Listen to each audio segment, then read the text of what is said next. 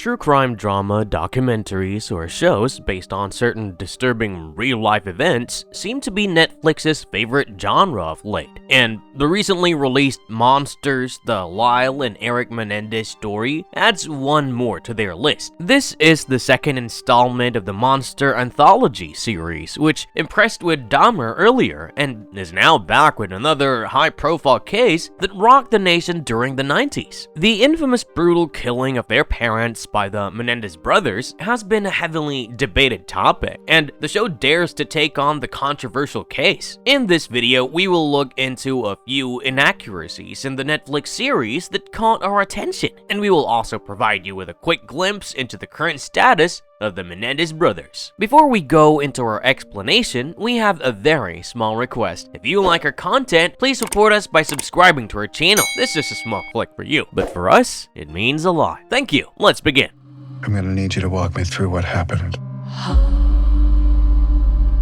What is the gist of the Lyle and Erik Menendez story, and why is it so controversial? This true crime drama revisits a dark and disturbing chapter in American crime history, which dates back to the evening of August 20th, 1989. Lyle and Erik Menendez, two brothers aged 21 and 18, walked into the den of their family's luxurious Beverly Hills mansion, and they were armed with 12-gauge shotguns. With lethal intentions, the brothers shot their parents multiple times, and when the police arrived on the scene, they tried to make it look like someone else was responsible for the killing. Even the police initially suspected mob involvement and didn't really view the brothers as the potential suspects. However, with time, it was observed that the brothers were leading a lavish lifestyle and spending heavily on luxuries and travels. After about 6 months, the authorities were also tipped off by Doodle Smith, who happened to be the mistress of Erik's psychologist. It turned out that he had confessed about the killing to his psychologist, and there was even an audio tape recording of the same. He had revealed the secret to his mistress, and later, his disgruntled and furious mistress tipped off the cops. In March 1990, the brothers were arrested, and after a long legal tussle that became a national sensation, Lyle and Erik were found guilty of manslaughter and were sentenced to multiple life sentences without the possibility of parole. Their lawyers claimed that their murderous act was simply in response to the years of physical and mental abuse, but the prosecution focused on how the murders were premeditated and motivated by greed. The show basically tries to offer some valuable insights into the investigation process to identify who the real monsters were in the infamous Menendez case. Over the 10 episodes, the show tries to examine whether the brothers were really cold-blooded killers who killed for wealth, or they were actually victims of a lifetime of physical, emotional, and sexual abuse at the hands of their parents, which is what the defense had claimed.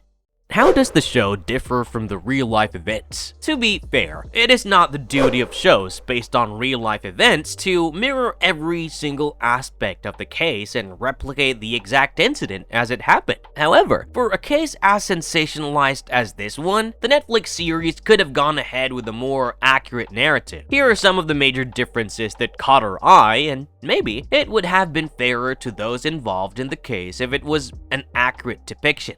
The show got the death scene all wrong. Out of all the things that we didn't expect in the graphic retelling of the killing, was to see the very act of the murder played wrong. The murder sequence has been captured in the Netflix series and shows the two brothers entering their Beverly Hills residence and shooting their parents dead. However, the manner of the killing is quite different from how it actually happened. It is quite a crucial detail of the case that the parents were facing away from them, and Jose never really saw who shot him. In the show, it seems as if Jose realized that his own son is shooting him dead, and it shows him dying after a few shots. In reality, the first shot to the back of his head killed him instantly, and he never got to know the identity of his killer. But it is true that Lyle had to leave the house briefly to get more bullets in order to kill his mother, and this has been portrayed accurately enough.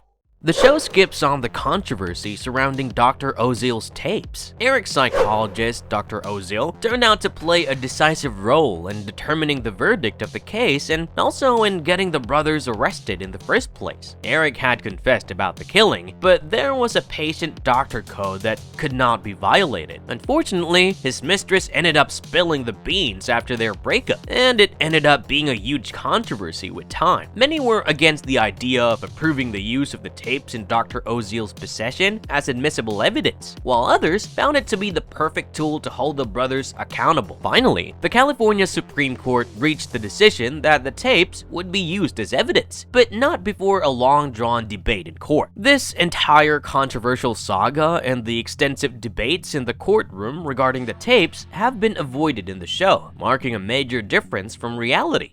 The show fails to mention a ridiculous argument in court. It is not odd for famous cases to have a few arguments that are absolutely outrageous. But, the case of the Menendez brothers happened to have an argument that was nationally criticized for the lack of logic. The show fails to capture the moment when the prosecution argued that the men could not be abused because they lacked the necessary equipment for them to be abused. As ridiculous as that sounds. Of course, the Netflix series might have avoided the same simply to ignore the silly remark that hardly supports the case against the brothers.